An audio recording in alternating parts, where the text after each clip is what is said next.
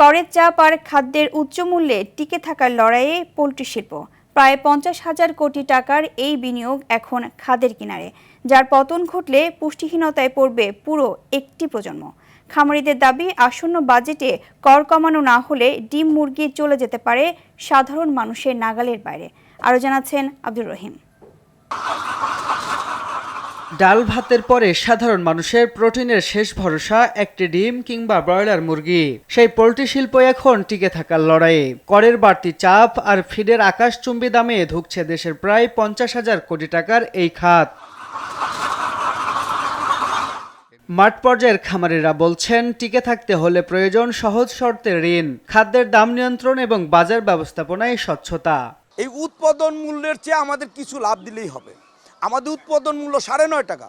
এই 9.5 টাকা থেকে সরকার তো 11 টাকা নির্ধারণ করে দিছে, দিলে কি হবে? আমরা তো পাচ্ছি না সেটা।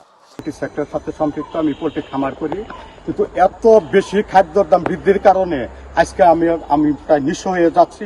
বর্তমান যে পরিস্থিতি, ডিমের দাম অনেক কম। আমরা অলরেডি কিছু খামার বন্ধ করে দিয়েছি, আর কিছু খামার যারা নতুন প্রোডাকশনে আসছে ওগুলা হয়তো কিছুদিনের মধ্যে এইভাবে বাজার চলতে থাকলে আমরা খামার বন্ধ করতে হইতো। পোল্ট্রি শিল্পকে শুধু ব্যবসা নয়, খাদ্য নিরাপত্তার অংশ হিসাবে দেখতে হবে বলছেন খাদ্য সংশ্লিষ্টরা।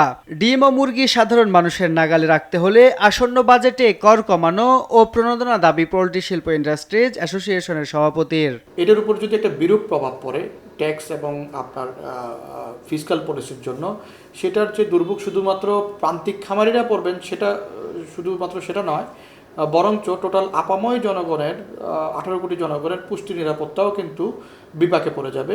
সাথে সাথে এমনও সংখ্যা তৈরি হতে পারে গুটি কয়েকটি প্রতিষ্ঠানের হাতে এই সেক্টরটার জিম্মি হয়ে যেতে পারে।